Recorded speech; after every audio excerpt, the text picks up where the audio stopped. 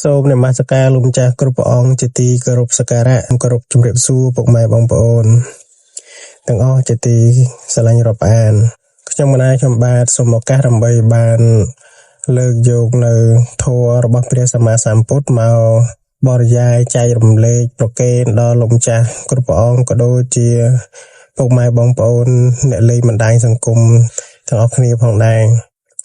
ធម៌ដែលខ្ញុំបាទលើកយកមកបរិយាយគឺតកតងជាមួយនឹងធម៌ដែលនាំឲ្យកើតជាទេវតាធម៌ដែលនាំឲ្យកើតជាទេវតាយើងអាចហៅ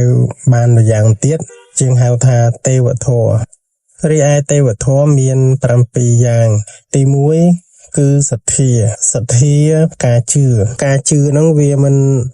ត្រឹមត្រូវការជឿមិនប្រកបទៅដោយសមាទិដ្ឋិជឿមិនសមហេតុសមផលជឿទៅលើមង្គលភ្ញាក់ផ្អើលអីផ្សេងហ្នឹងក៏មិនឈ្មោះថាសទ្ធាដែរដូច្នេះសទ្ធានៅក្នុងទីនេះប្រែថាការជឿក៏ពិតមែនក៏ប៉ុន្តែការជឿគឺជឿទៅលើអ្វីដែលត្រឹមត្រូវទៅតាមពុទ្ធវាទនៃព្រះសម្មាសម្ពុទ្ធដែលព្រះអង្គសម្ដែងជឿទៅលើទ្រឹស្ដីកម្មផលជឿថាធ្វើល្អបានល្អធ្វើអាក្រក់ទទួលបានផលអាក្រក់អីចឹងទៅទី2គឺសិលមានន័យថាម៉េចទៅពុកម៉ែបងប្អូនសិលគឺចេតនាវាចាអំពើអាក្រក់ទាំងឡាយទាំងពួងឬក៏យើងអាចនិយាយថាការសង្រួមកាយវាចាចិត្តឲ្យផុតអំពីអំពើអកុសលទាំងឡាយទាំងពួងព្រះសម្មាសម្ពុទ្ធក៏ព្រះអង្គសម្ដែងដែរអានិសង្សសិលនៅពេលដែលពុកម៉ែបងប្អូនបាសកបាសិកាសមាទានសិលរួចព្រះសង្ឃក៏លោកបាន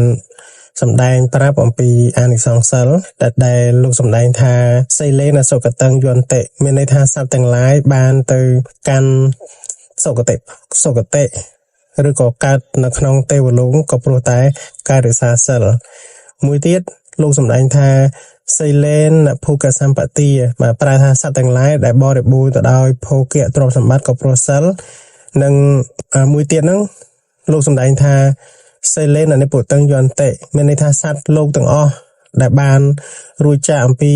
ទុក្ខទោសទាំងឡាយទាំងពួងបានដល់និព្វានហ្នឹងក៏ព្រោះតែការរក្សាសិលដែរទី3គឺចាគៈ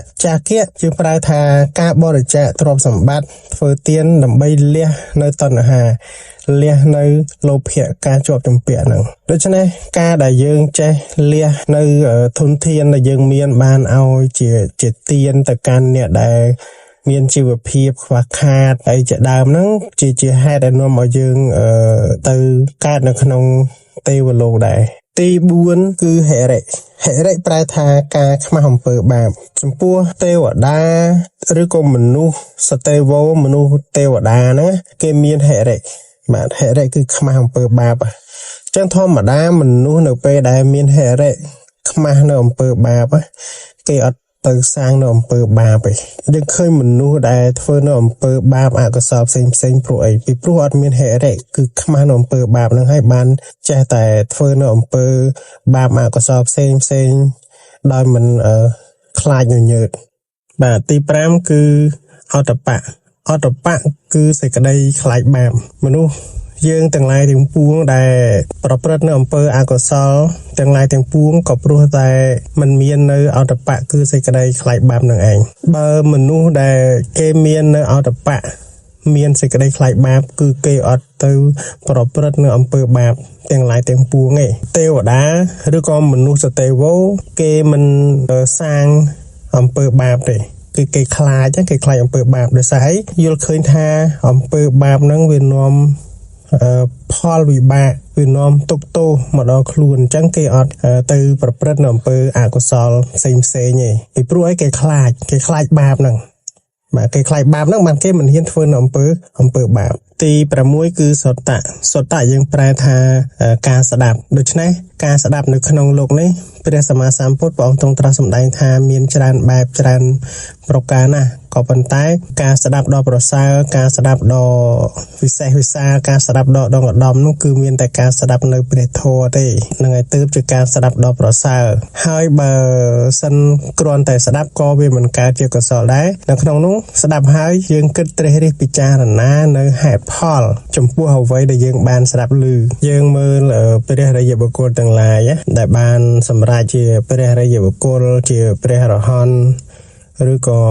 អស់លោកអ្នកប្រាជ្ញទាំងឡាយដតីទៀតដែលបានคล้ายទៅជាព្រះរាជបុគ្គលដែលបានคล้ายទៅជាពហុសូត្រក៏ព្រោះតែការស្ដាប់នឹងដែរប្រសិនណាបើយើងទាំងអស់គ្នាមិនមានការស្ដាប់ទេហើយស្ដាប់ហើយបើមិនបានយកអ្វីដែលបានស្ដាប់នឹងទៅត្រិះរិះពិចារណារកហេតុផលទេក៏មិនកើតទៅជាបញ្ញារហូតដល់បានរលាស់ខ្លួនចេញចាកអំពីវដ្តសង្សារនេះដែររីឯទី7គឺបញ្ញាយើងប្រែថាការដឹងនៅក្នុងទីនេះគឺសំដៅទៅលើការដឹងនៅសច្ចធម៌មានន័យថាដឹងនៅសភាវៈដែលពិតបើយើងដឹងដែរក៏ប៉ុន្តែយើងមិនបានចាក់ធ្លុះនៅក្នុងសច្ចធម៌ក៏មិនឈ្មោះថាបញ្ញាដែរព្រះសម្មាសម្ពុទ្ធព្រះអង្គសម្ដែងនៅក្នុងទីនេះគឺជាការដឹងនៅសច្ចធម៌មានន័យថាដឹងអំពីហេតុដែលនាំឲ្យកើតនៅសេចក្តីទុក្ខនិងវិធីដើម្បីធ្វើយ៉ាងណាឲ្យរួចចាកផុតអំពីសេចក្តីទុក្ខជាដើមអញ្ចឹងទៅដូច្នេះធម៌ដែលនាំឲ្យកើតនៅក្នុងទេវលោកឬក៏ហៅថាទេវធម៌គឺមាន7ប្រការដោយដែលខ្ញុំបានអត្ថាធិប្បាយរៀបរាប់ពីខាងដើមមកនឹងឯងអញ្ចឹងមានតែប៉ុណ្្នឹងទេលើលោកខ្វះខាតខុសត្រូវយ៉ាងណាសូមលោកម្ចាស់គ្រប់ព្រះអង្គអព្យាស្រ័យក៏ដូចជាពុកម៉ែបងប្អូនទាំងអស់អព្យាស្រ័យដល់ខ្ញុំកណ្ណាខ្ញុំបាទផងសូមអរព្រគុណនិងអរគុណ